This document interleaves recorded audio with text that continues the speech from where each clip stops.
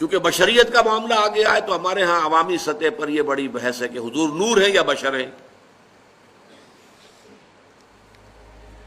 صاحبزادہ فیض الحسن صاحب کی بات آپ کو میں سنا چکا ہوں کہ ہم مانتے ہیں کہ کیا جانتے ہم جاہل ہیں, ہم نے قرآن نہیں پڑھا, ہم عربی نہیں جانتے, ہم جانتے ہیں آپ بشر تھے, لیکن آپ کی بشریت کو نمایاں کرنے کو ہم آپ کے خلاف سوء ادب سمجھتے ہیں.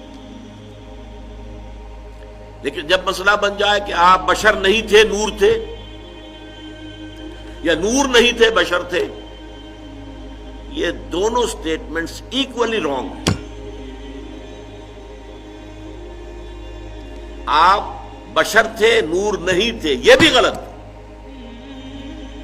آپ نور تھے بشر نہیں تھے یہ بھی غلط. حقیقت کیا ہے؟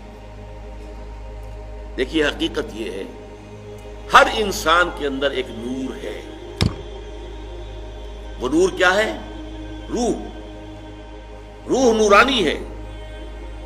اقبال نے بہت خوبصورت شعر کہا ہے, نقطۂ نوری کے نام او خودی, اسی سے ہے یہ سیلف, میں, انا, یہ در حقیقت اسی روح کا ظہور ہے. نقطۂ نوری کے نام او خودی, زیر خاک ما شرار زندگی. میرا وجود خاکی ہے لیکن اس میں یہ نور بھی ہے. مغربی فلاسفہ بھی کہتے ہیں دی ڈیوائن اسپارک, انسان کے اندر ایک شعلہ ملکوتی ہے, خدائی. یہ نور ہم میں سے ہر ایک میں ہے, لیکن نور کا فرق ہے.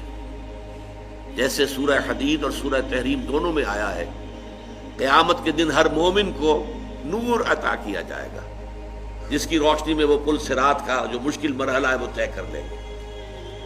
لیکن وہ اپنی کوانٹیٹیٹو اعتبار سے اس کے درجات اتنے مختلف ہوں گے. حضور نے فرمایا کسی کو تو نور ایسا ملے گا کہ مدینے سے اس کی روشنی صنعاء تک جا پہنچے گی, یمن.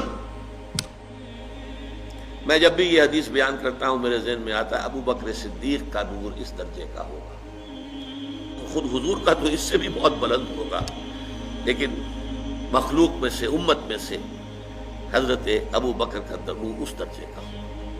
اور کسی کا نور اتنا ہوگا کہ صرف قدموں کے سامنے روشنی ہو جائے گی جیسے ٹارچ کی روشنی ہوتی ہے.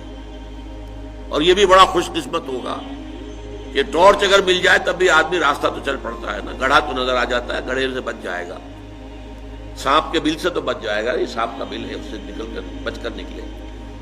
لہذا وہ بھی بہت بڑا خوش قسمت ہوگا. منافقین وہ ہوں گے جن کو سرے سے کوئی نور نہیں ملے. تو یہی تفاوت ہے ہمارے نور میں, جو میرے اندر نور ہے آپ کے اندر نور ہے. ہم میں سے کسی میں زیادہ ہے کسی میں کم ہے. محمد عربی کا وہ نور روحانی آپ کے پورے وجود کے اوپر غالب ہے, مستولی ہے, چھایا ہوا. اسی حقیقت کو آپ نے اس طرح بیان فرمایا کہ آپ نے ایک مرتبہ فرمایا کہ ہر انسان کے ساتھ ایک شیطان ہے. کسی نے پوچھ لیا جرات کر کے حضور آپ کے ساتھ بھی ہے؟ فرمایا ہاں ہے, لیکن میں نے اسے مسلمان کر دیا ہے تو صحیح. حضور کی بشریت بھی ہے, بشریت کے تقاضے بھی ہیں, لیکن آپ کی روحانیت ہے اور روحانیت کی نورانیت ہے. وہ بشریت کے اوپر روحانیت اتنی غالب آ گئی ہے کہ اسے ہم کہہ سکتے ہیں کہ آپ مجسم نور تھے, لیکن نفی نہیں کی جائے گی. آپ بشر بھی تھے, نور بھی تھے. آپ بشر بھی تھے, آپ آمنہ اور عبداللہ کی اولاد تھے, بیٹے تھے. آپ عبد المطلب کے پوتے تھے. آپ ہاشمی تھے, قرشی تھے. آپ انسان تھے, آپ کھانا کھاتے تھے, آپ کو تکلیف بھی ہوتی تھی, آپ کے اوپر جادو تک بھی اثر کر جاتا تھا. یہ ہوا ہے. بشریت کی نفی کیسے کر دیں گے؟ آپ کے وار پڑا ہے تو خون کا فوارہ چھوٹا ہے, اور خون زیادہ چلا گیا ہے تو آپ بے ہوش بھی ہوئے ہیں, کیسے نفی کر دیں گے؟ لیکن یہ کہ آپ کی نورانیت جو ہے, روح کی نورانیت, روح محمدی, اس کی نورانیت نے اس پورے وجود بشری کو ڈھانپ لیا ہے. اور اس اعتبار سے ہم کہیں کہ آپ نور مجسم تھے تو کوئی غلط نہیں. تو آپ نور بھی تھے اور بشر بھی تھے. ان میں سے کسی ایک پہلو کی نفی بھی کرنا میرے نزدیک بہت بڑی غلطی ہے. بلکہ میں اسے گمراہی سے بھی تعبیر کروں گا.